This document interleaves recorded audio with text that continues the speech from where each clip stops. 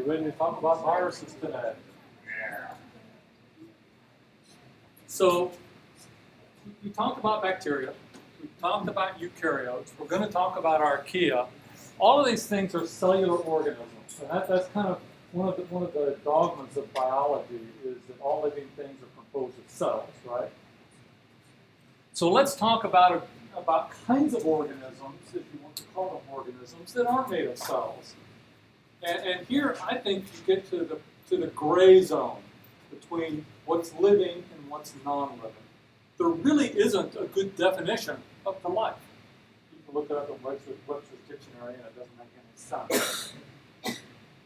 And so, for example, something that can reproduce and is metabolically active. That's one definition people have used. Okay, so a flame can be reproduced. If you take a piece of paper and hold a flame to it, it reproduces, right? And it's metabolically active. It's carrying out oxidation reactions. And it can grow on a variety of substrates. Is fire alive? Yeah.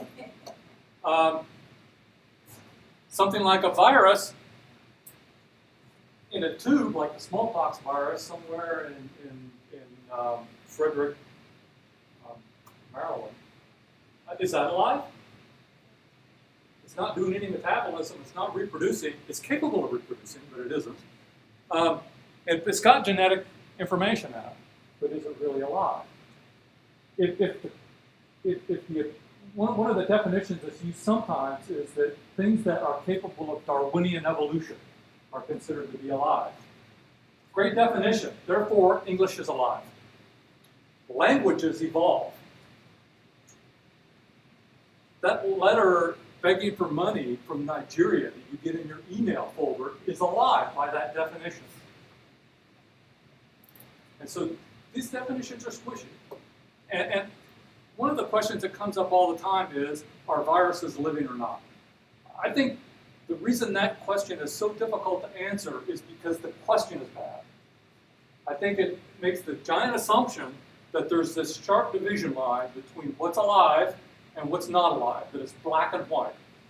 I think there's a gray zone in between, where things have properties of living things, and maybe are a little bit alive, but some things are more alive than others. I feel like I'm more alive than a burning candle. The problem with that notion, which I freely admit, is that if some things are more alive for others, how do you measure that? If it's a scientific definition and you're proposing gradations, you have to have a measurement, right? And I don't know of any way to measure that. So what is a virus? We're going to talk about viruses and maybe prions. We'll do prions later. Viruses contain nucleic acid, and they're typically encapsulated in some way. They are metabolically inert in the environment, but they're obligate intracellular parasites.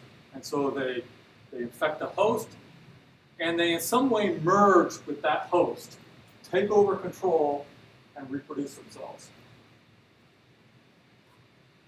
There are viruses, if something else alive, any cellular organism has viruses that infect it. Archaea have them, eukaryotes have them, bacteria have them. In fact, viruses have them. We call these satellite viruses. And so, for example, if you have hepatitis C, hopefully you don't, but if you did, you can also have a superinfection with hepatitis D. The hepatitis delta virus can only infect liver cells that are already infected with hepatitis C. They hijack the hepatitis C's hijacking of your liver cell. It's a pretty cute trick. Now, I obviously can't talk about viruses in a single 45, 50-minute lecture. There's a whole class on that, right? Tim Petty teaches it. How many of you have taken that? Want to? Very cool. So what we're going to talk about is where do viruses come from? What are viruses in kind of a genealogical sense?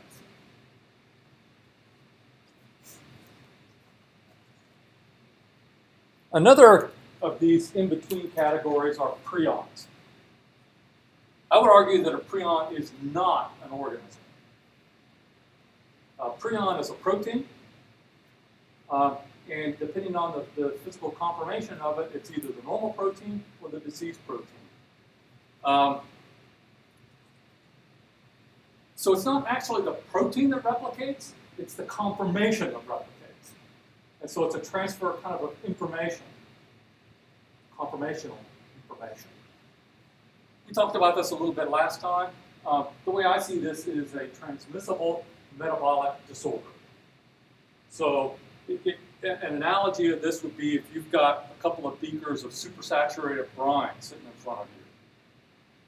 You have an unstable, non-equilibrium situation there, just like the proteins in your central nervous system. If I drop a grain of salt in that first beaker, a bunch of that salt will come out of solution, right?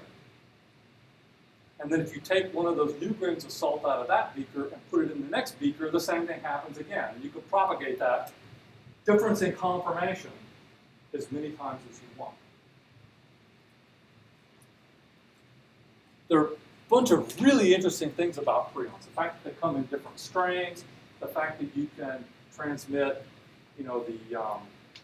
the walking in circle version from sheep to cows and you get the same strain, the same phenotype carrying forward. It's really interesting. But I think in the last few years, they've developed pretty definitive evidence that it really is this conformational difference in the proteins that is the cause of transmissible spongiform encephalopathies. That question was actually open for a long time.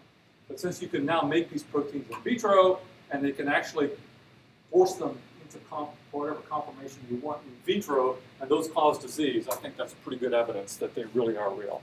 And I don't think we'll do a discussion session on them this year. I just thought this was a cute picture of a mad cow.